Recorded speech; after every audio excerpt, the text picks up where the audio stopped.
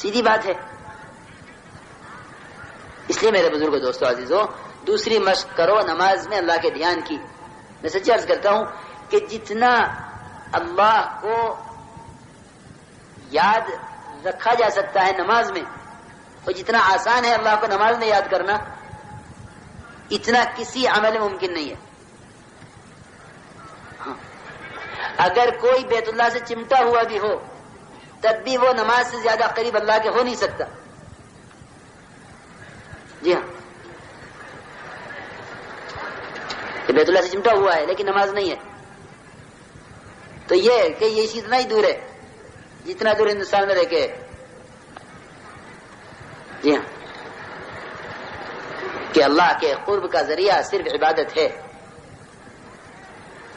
اس لیے میرے بزرگوں دوستوں ہم نماز میں اللہ کے دھیان کی مشق کیا کریں. یعنی بالارادہ بتکلف اپنے دھیان کو ہٹاؤ اور اللہ کی طرف لگاؤ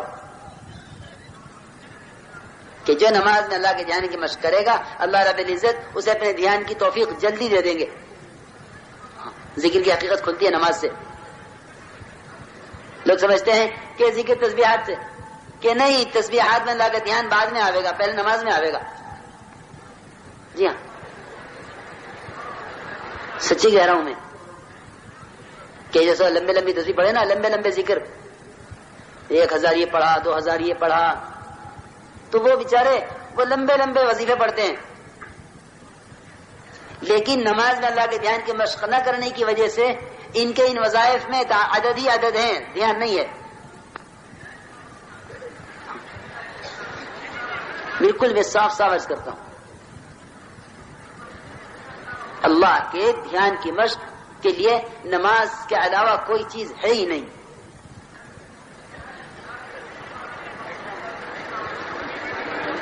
لیکن ہم تو نماز جلدی جلدی پڑھ لیں اللہ کا دھیان نماز میں آتا ہی نہیں.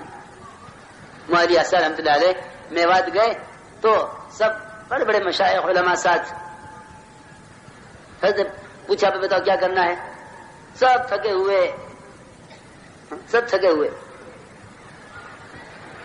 حضرت تو صبح نکلے نظام الدین سے اور سارے سفر کرتے اس گاؤں سے اس گاؤں اس گاؤں سے اس گاؤں. دوپہر کا کھانا بھی ٹل گیا یاد ہی نہ رہا. چلتے رہے کام کرتے رہے. رات کو حضرت ساتھی تھکے ہارے ایک جگہ پہنچے. حضرت ہمارے ساتھی سے بتاؤ بھائی کیا کرنا. آپ مشورہ تو ضروری ہے جہاں پہنچتے ہیں وہاں مشورہ کرتے جا کے. پوچھے بھائی کیا کرنا ہے کہ حضرت سب کی رائے یہ ہوئی سارے ماشاءاللہ مشائخ اکابر کہ جی حضرت جلدی جلدی نماز پڑھ لیں پھر اطمینان سے کھانا کھائیں گے.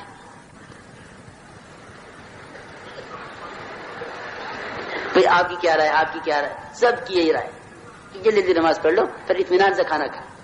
مولوی اثر رحمۃ اللہ علیہ سب کی سن کر ایک بھر کے فرمانے لگے کہ ہے ایسا کرو جلدی جلدی کھانا کھا لو پھر اطمینان سے نماز پڑھیں گے. میں سچی عرض کرتا ہوں نماز بوجھ بنی ہوئی ہے بوجھ کیونکہ جس میں خشیہ نہ ہوگا نماز اس پر بوجھ ہوگی. انہا لکبیرۃ الا علی الخاشعین کہ جن کے دلوں کے اندر اللہ کی عظمت اللہ کا خوف اس کا خشیہ یعنی اخلاص نہیں اترا ہوا ہوگا کہ نماز ان پر بوجھ ہو جائے گی. یہ ان کے دلوں میں خشیہ نہ ہونے کی علامت ہے. ورنہ محبوب ترین چیز نماز ہوگی. اب تو نوافل دیکھو کوئی کسی کو غافل نہ رہنے دو کسی کو غافل نہ رہنے دو سب کو متوجہ کرو. ہاں اس کو ہاں دیکھو ایک آدمی مجمع میں غافل ہوگا نا سارے مجمع پر اس کا اثر پڑے گا. میں تو جی چاہتا ہے آپ میں سے ہر ایک سے براہ راست بات کروں. بیان تقریر سے مجھے بہت الجھن ہے.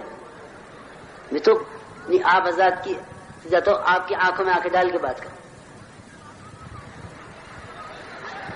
ورنہ میں سچی کہتا ہوں یہ سب میلے ہیں کچھ نہیں ہے.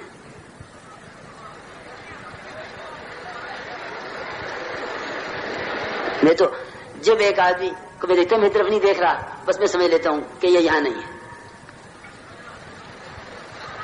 شیطان ذکر کی مجلس میں پوری غفلت کے لانے کی کوشش کرتا ہے. ایک آدمی میری طرف نہیں دیکھ رہا ہوتا نا، بس میں سمجھ لیتا ہوں کہ یہ یہاں نہیں ہے. میں تو آپ میں سے ہر فرد سے براہ راست بات کر رہا، میں آپ میں سے ایک سے بھی غافل نہیں ہوں انشاءاللہ.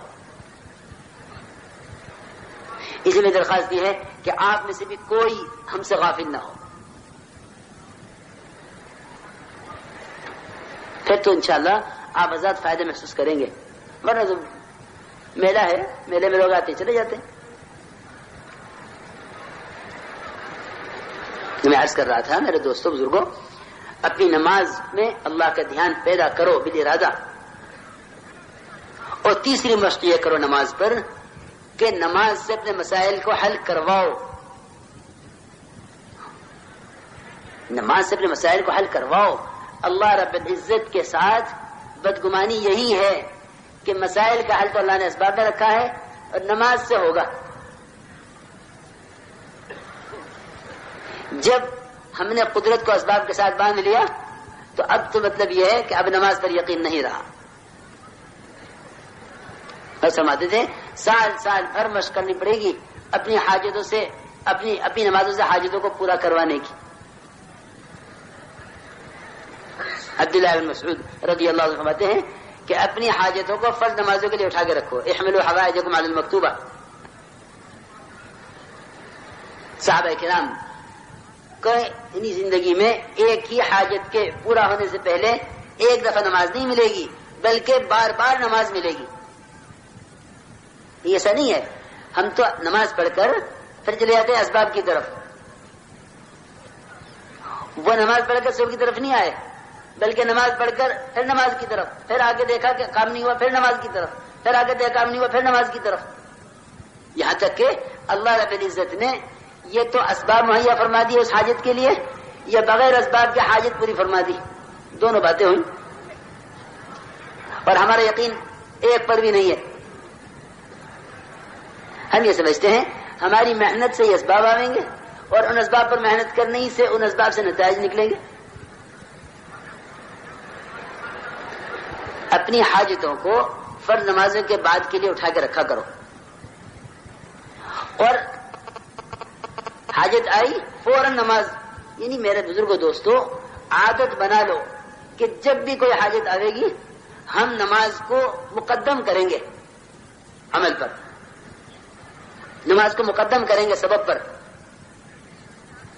اللہ رب العزت اسی انتظار میں ہے کہ یہ میرا بندہ اپنی حاجت کو، اپنی حاجت کے لیے میرے حکم کو مقدم کر دے تو میں یعنی قدرت کو ساتھ کر دوں.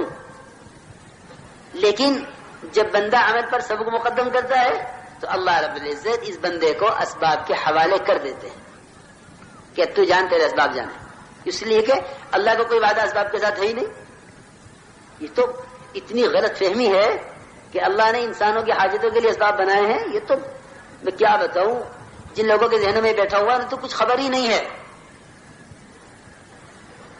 اللہ رب العزت نے تو بندوں کے اندر حاجتیں اس لیے پیدا کی ہیں تاکہ یہ میری طرف آئیں، اور اسباب اس لیے پیدا کیے ہیں تاکہ ان کے میری طرف آنے میں ان کا امتحان ہو.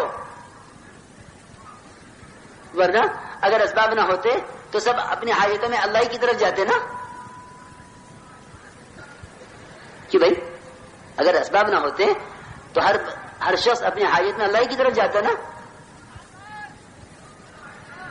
اللہ نے تو اسباب اس لیے بنائے ہیں وہ دیکھنا چاہتے ہیں کہ بندہ پہلا قدم کدھر اٹھاتا ہے، سبب کی طرف یا حکم کی طرف. اس لیے اسباب بنائے ہیں. ہم یہ سمجھتے ہیں کہ اللہ نے حاجتیں پیدا کی ہیں، ان حاجتوں کی وجہ سے اسباب پیدا کیے ہیں. حالانکہ نہ حاجتیں حاجتوں کے لیے پیدا کی ہیں نہ اسباب حاجتوں کے لیے پیدا کیے، بلکہ حاجتیں پیدا کی ہیں اپنی ذات کی طرف رجوع بڑھانے کے لیے.